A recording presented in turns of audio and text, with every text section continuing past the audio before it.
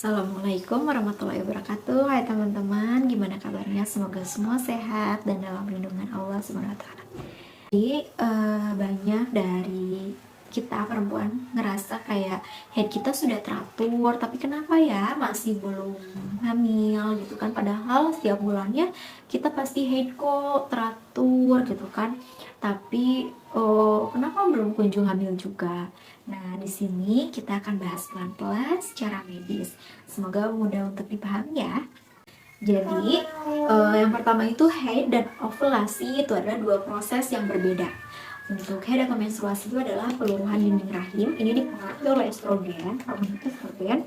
Sedangkan ovulasi adalah pelepasan sel telur matang. Ini perlu keseimbangan antara hormon LH dan juga progesteron. Jadi, jika sudah haid teratur, ini belum tentu mengeluarkan sel telur yang kualitasnya baik atau belum tentu terjadi ovulasi gitu. Oke, di sini aku ada sedikit gambaran dari hormon, adanya hormon nih dari otak kita. Dari otak kita melepaskan hormon, ada FSH-nya naik, terus folikel tumbuh, kemudian ya bisa sama. Kemudian hormon LH melonjak, ini terjadi ovulasi. Nah, dari si hormon LH melonjak ini, progesteronnya meningkat, kemudian rahim siap untuk implantasi.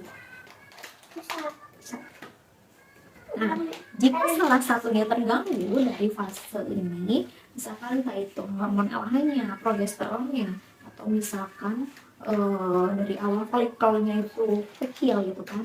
Nah, ini bisa menyebabkan yang pertama itu tidak terjadi ovulasi, atau yang kedua ada ovulasi tapi sel telurnya nggak optimal atau kurang optimal, ataupun yang ketiga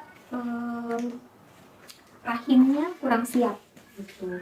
Meskipun headnya sudah teratur, padahal headnya sudah teratur, tapi ternyata tidak terjadi ovulasi ataupun sel telur yang dikeluarkan ternyata kurang maksimal, kurang optimal gitu. Kita coba bahas satu-satu. Yang pertama ada tadi head teratur tapi ternyata tidak terjadi ovulasi. Nah, dalam medis ini tuh ada dinamakan dengan anovulatory cycle, di mana tubuh kita rutin mengeluarkan pendarahan seperti menstruasi, tapi sebenarnya itu tidak terjadi ovulasi. Nah, ini penyebabnya apa gitu kan ya?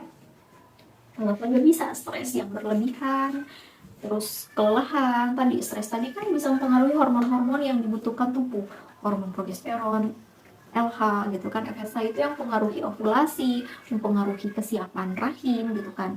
Nah, selanjutnya selain stres, kelelahan gitu kan, itu mempengaruhi tubuh kita juga, gangguan hormon gitu kan. Jadi kadang dari luar tubuh kita seperti baik-baik saja karena kita ngerasa normal, head kita teratur, tapi di dalamnya mungkin ada proses yang belum lengkap, mungkin satu tahapan atau satu fase yang belum lengkap.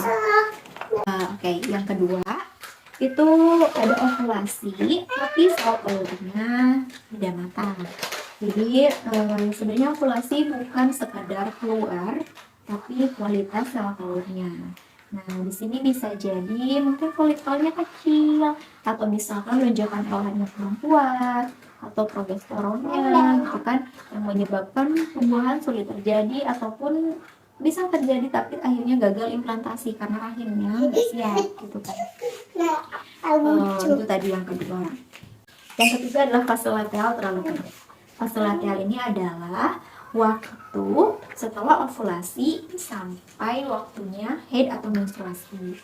Normalnya ini adalah di hari 12 sampai 14 hari gitu kan fasenya itu. Fase yang cukup untuk pembuahan sampai terjadi penempelan implantasi gitu. Jadi jika fase lutealnya ini jauh lebih pendek gitu kan, ini bisa saja terjadi pembuahan tapi ternyata rahim belum siap untuk menerima implantasi itu karena prosesnya waktunya tadi pendek itu, jadi si rahimnya ternyata belum siap gitu, padahal sudah terjadi pembuahan. Itu bisa saja terjadi. Nah, teman-teman, jadi seperti yang video sebelumnya aku bilang, ketika OVU tes positif bukan berarti ovulasi berhasil. OVU tes hanya membaca lonjakan hormon LH tadi, bukan memastikan sel telurnya matang atau ovulasi benar-benar terjadi gitu.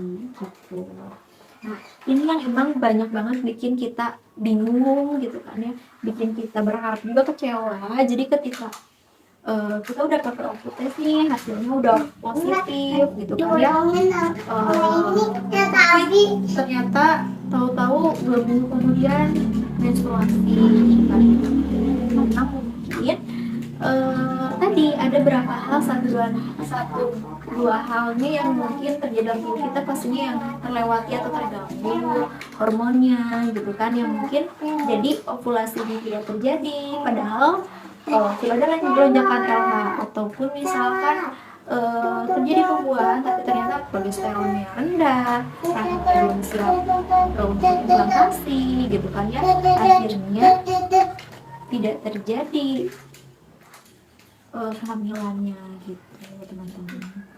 Jadi emang peran stres itu jangan diremehin gitu, nggak boleh diremehkan, karena emang sengaruh itu stres buat hormon. Hormon itu sepenting, sekompleks itu gitu dalam tubuh kita untuk menjaga ovulasi ataupun mempersiapkan kehamilan gitu kan ya, karena stres itu pengaruhi banget ke kematangan sel telurnya gitu kan, karena kematangan sel telur hormon juga kan pengaruhi, jadi mengaruhi waktu ovulasinya gitu kan, dimana kadang bisa mundur jauh gitu dari waktu yang biasanya ovulasinya gitu kan. Kalau di aplikasi ini harusnya udah ovulasi nih, tapi ternyata malah mundur gitu kan. Itu juga dipengaruhi oleh stres, hormon gitu kan. Kemudian bisa jadi kualitas hormon pasca ovulasinya itu. Jadi kelihatan di kalender itu kita rapi nih, siklusnya teratur gitu kan, tapi ternyata mungkin tak kunjung berhasil. Salah satunya mungkin gitu, dari stres kita, dari dalam tubuh kita yang nggak bisa kita tahu apa pasti yang terlewati di tubuh kita ini gitu. Kalau siklus kamu dan teratur dan belum hamil, berarti kamu rusak. Seringkali tubuh kita tuh lagi bertahan kan. Jadi kita coba evaluasi, seperti yang sebelumnya aku udah bilang, kita setelah 6 bulan hamil atau 1 tahun hamil, kita coba evaluasi, atau ketika ada keluhan nyeri hebat ketika menstruasi, kita juga perlu evaluasi ke dokter. Barangkali kita memerlukan pemeriksaan tambahan gitu kan, kita bisa USG folikel atau kita bisa pemeriksaan hormon progesteron gitu kan, yang sedikit banyak itu akan sangat membantu kalau memang permasalahannya ada di situ gitu teman-teman. Apapun proses yang sedang kamu jalanin, kamu bukan gagal, kamu lagi berusaha. Jadi jangan nyerah. Ya, makasih teman-teman yang udah nemenin sampai akhir. Semoga video aku bisa dipahami ya.